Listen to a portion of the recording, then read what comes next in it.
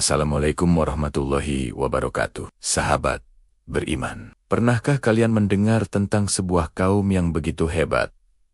Sampai-sampai mereka bisa memahat gunung untuk dijadikan rumah? Ya, mereka adalah kaum Samud, kaum yang tercatat dalam Al-Quran sebagai contoh kekuatan, kemewahan, sekaligus pelajaran pahit tentang kesombongan. Mari kita telusuri jejak mereka bersama. Kisah ini membawa kita ke sebuah lembah bernama Al-Hir, yang sekarang lokasinya berada di antara Hijaz dan Syam. Setelah kaum Ad yang perkasa dibinasakan, muncullah peradaban baru yang tak kalah hebatnya, yaitu kaum Samud. Mereka adalah penerus yang mewarisi tanah subur dan sumber daya alam melimpah. Dengan kecerdasan dan kekuatan fisik yang luar biasa, mereka membangun peradaban yang sangat maju. Bayangkan, mereka tidak hanya membangun rumah biasa. Mereka memahat tebing-tebing batu dan gunung-gunung yang kokoh menjadi istana. Istana megah yang penuh ukiran indah. Di dataran rendah, mereka membangun rumah-rumah mewah yang tak kalah menakjubkan. Kehidupan mereka penuh dengan kemakmuran. Pertanian mereka subur, ternak mereka berkembang biak, dan kekayaan mereka seolah tak ada habisnya. Kaum Samud benar-benar berada di puncak kejayaan. Namun, kemewahan seringkali membuat lupa diri. Seiring berjalannya waktu, kaum Samud mulai melupakan Allah, Sang Pemberi Nikmat. Mereka justru menyembah berhala-berhala buatan tangan mereka sendiri. Kesyirikan merajalela, dan nilai-nilai kebenaran mulai luntur, digantikan oleh kesombongan dan kezaliman. Mereka bangga dengan kekuatan dan pencapaian mereka, seolah-olah semua itu adalah hasil usaha mereka semata, tanpa campur tangan Tuhan. Melihat kaumnya semakin jauh tersesat, Allah Subhanahu wa Ta'ala dengan kasih sayangnya mengutus seorang Rasul dari kalangan mereka sendiri. Rasul itu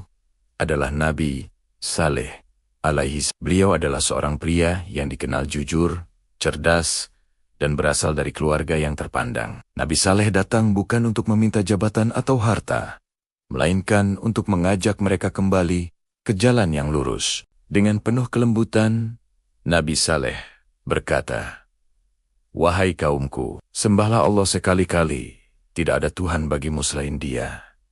Dialah yang telah menciptakanmu dari bumi dan menjadikanmu pemakmurnya. Karena itu, mohonlah ampunannya, kemudian bertobatlah kepadanya. Sesungguhnya, Tuhanku amat dekat rahmatnya lagi, memperkenankan doa hambanya." Namun, apa jawaban mereka? Sebagian besar dari mereka, terutama para pemuka kaum yang sombong, menolak ajakan Nabi Saleh.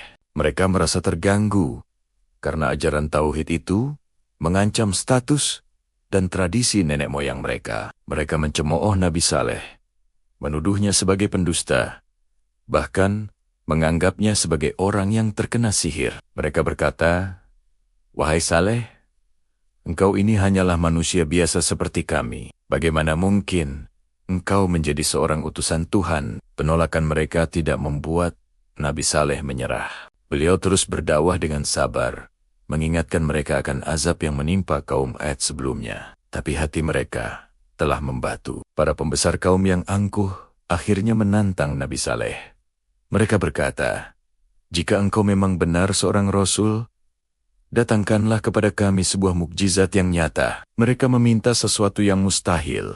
Menurut akal mereka, mengeluarkan seekor unta betina dari sebuah batu besar yang mereka tunjuk. Nabi Saleh pun berdoa kepada Allah Subhanahu wa Ta'ala, memohon agar permintaan kaumnya dikabulkan sebagai bukti kebenaran risalahnya. Dan dengan izin Allah, terjadilah keajaiban yang luar biasa. Batu besar itu terbelah, dan dari dalamnya keluarlah seekor unta betina yang besar dan sedang hamil, persis seperti yang mereka minta. Seluruh kaum yang hadir terperangah, tak bisa berkata-kata. Mukjizat itu begitu nyata di depan mata mereka. Nabi Saleh kemudian berkata, "Inilah unta betina dari Allah sebagai mukjizat untukmu. Biarkanlah dia makan di bumi Allah dan janganlah kamu mengganggunya dengan kejahatan apapun, karena nanti kamu akan ditimpa azab yang pedih.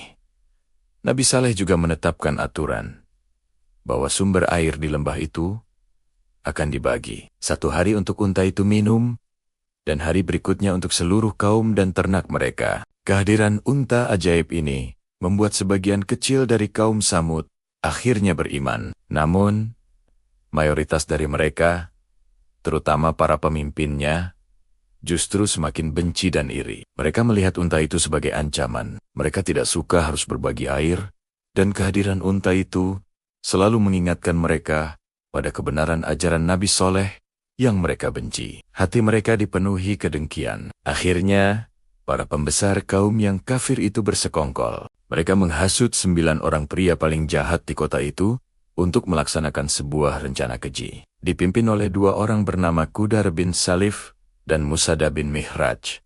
Mereka bersumpah untuk membunuh unta mukjizat itu. Mereka tidak peduli dengan peringatan Nabi Saleh tentang azab yang akan datang. Pada hari yang telah ditentukan, ketika unta itu sedang minum, Qudar bin Salif memanahnya dan Musada menebas kaki unta itu hingga tersungkur. Dengan kejam, mereka pun membunuh unta tersebut. Mereka bersorak gembira, merasa telah menang. Dengan sombongnya, mereka mendatangi Nabi Saleh dan menantang, "Wahai Saleh, datangkanlah azab yang engkau ancamkan kepada kami, jika engkau termasuk orang-orang yang benar." Melihat kebiadaban kaumnya, Nabi Saleh merasa sangat sedih. Beliau berkata, "Bersenang-senanglah kamu di rumahmu selama 3 hari. Itu adalah janji yang tidak dapat didustakan. Ini adalah ultimatum terakhir dari Allah."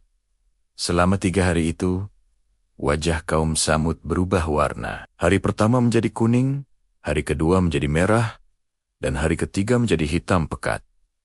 Itu adalah tanda-tanda datangnya kebinasaan. Pada hari keempat, di waktu subuh, langit bergemuruh dahsyat. Suara petir yang memekakkan telinga menyambar dari atas, diikuti oleh gempa bumi yang sangat kuat dari bawah.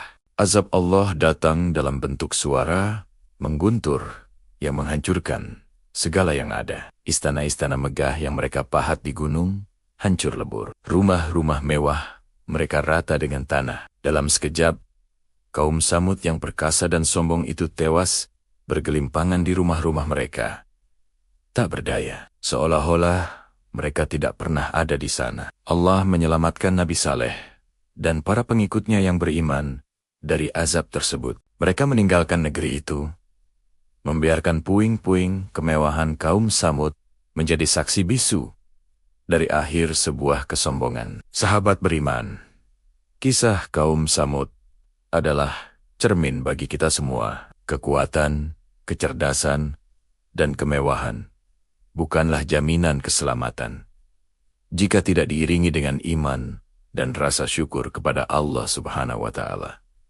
Kesombongan dan penolakan terhadap kebenaran hanya akan berujung pada kebinasaan. Semoga kita bisa mengambil pelajaran berharga dari kisah ini untuk selalu rendah hati dan taat kepada perintahnya. Terima kasih sudah menyimak sampai akhir. Jangan lupa untuk like, komen, dan subscribe agar kita bisa terus belajar bersama dari kisah-kisah penuh hikmah dalam Al-Quran. Sampai jumpa di video selanjutnya. Wassalamualaikum warahmatullahi wabarakatuh.